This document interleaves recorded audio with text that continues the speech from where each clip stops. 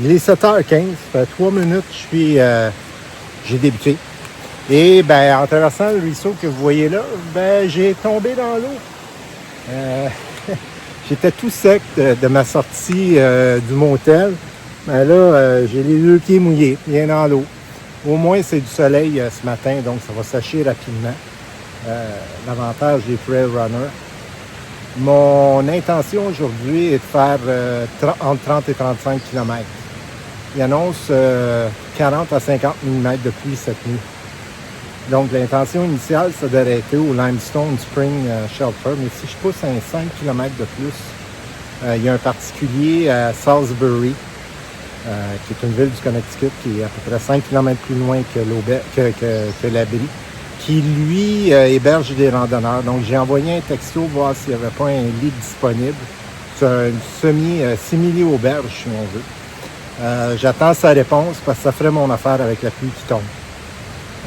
La pluie va tomber en nuit, puis elle va s'arrêter juste vers 8-9 heures demain matin. Ça m'éviterait d'être complètement mouillé ou humide à pacter mes affaires.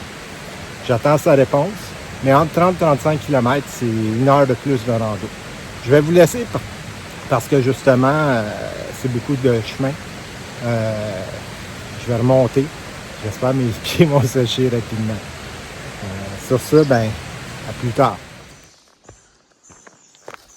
Avec la petite brune du matin, les grands arbres et tout ça, ben, je vais me la fermer parce que c'est un moment magique.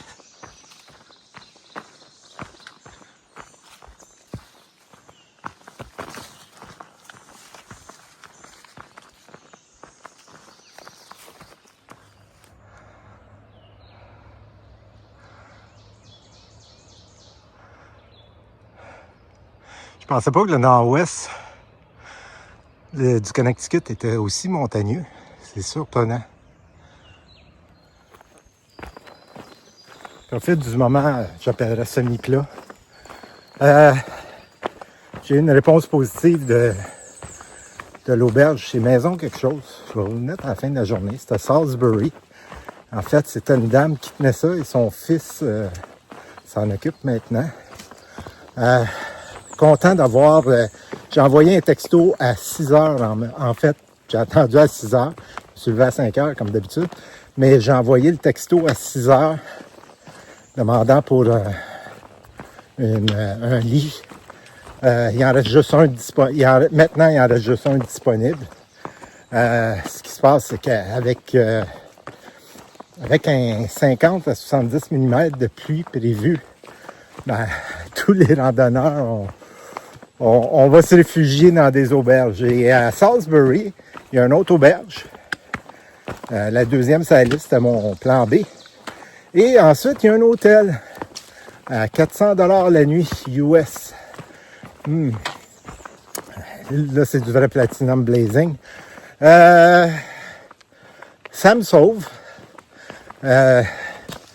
Il est évident que la pluie continue demain matin jusqu'à 8h et 10h selon les prévisions. Mais au moins, je vais pouvoir partir dès que ça va s'éclaircir un peu sans être tout mouillé. C'est l'avantage.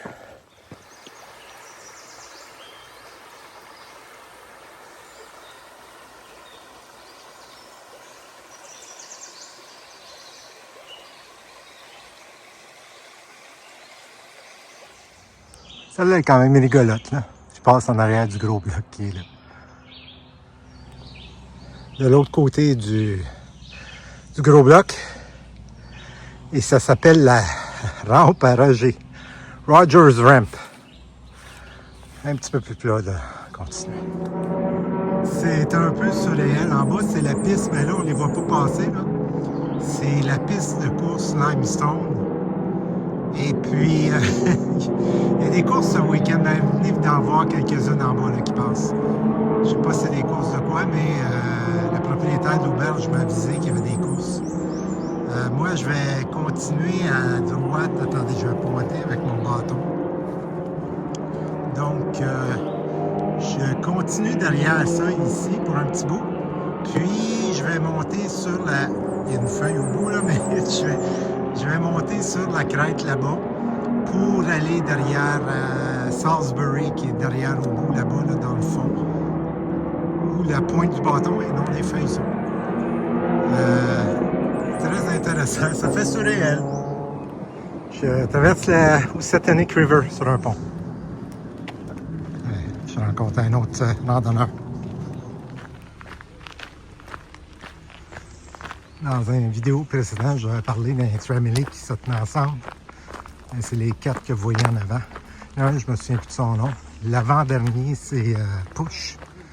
Il m'a envoyé des invitations, des fois, pour coucher aux mêmes places que lui. Puis en avant, il y a Mufasa, puis Trademark. Le plus près de moi, je ne sais pas son nom. Je me souviens plus de son nom de randonneur. Ces 3-là, sauf le plus près de moi, là, je suis tout le temps aux mêmes endroits, ils sont tout le temps ensemble. Là, à s'amuser, je suis bien content pour eux autres. Il m'est arrivé un accident aujourd'hui, tout accident. J'ai perdu ma casquette. Ben, ils se doutaient qu'elle m'appartenait, ils m'ont rattrapé puis ils me l'ont donné. Je m'étais dit de la merde, je m'en achèterais un autre. Bonne nouvelle, c'est bien terminé. Je retraverse la Housatonic River.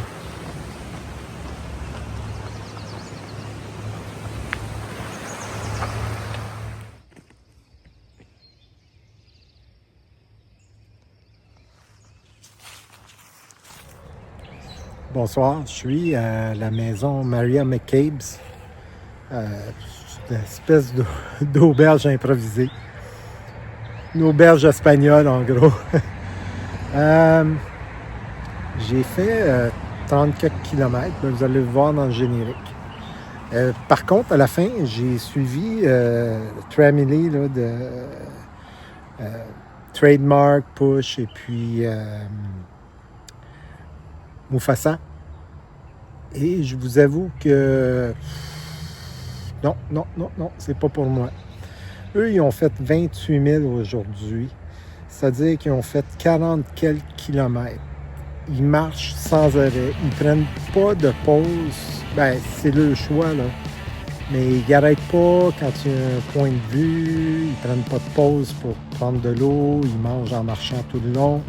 C'est vraiment comme un défi physique. Demain, moi, je vais continuer sans eux. Eux prennent un 0. Moi, je vais continuer sans eux.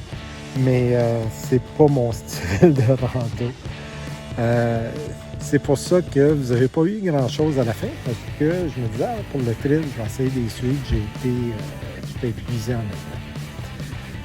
avant. Là, je vais aller me coucher. Il est tard. Puis, cette nuit, il annonce beaucoup de pluie. Je vais voir à quelle heure je vais partir demain, mais ça va être dans la vidéo de demain. Je vous souhaite donc bonne nuit. Moi, de les avoir suivis, j'ai fait la même distance que prévu, mais ça m'a brûlé de marcher à la vitesse qu'ils marchent. C'est absolument incroyable. Je vous dis donc bonne nuit, puis à demain.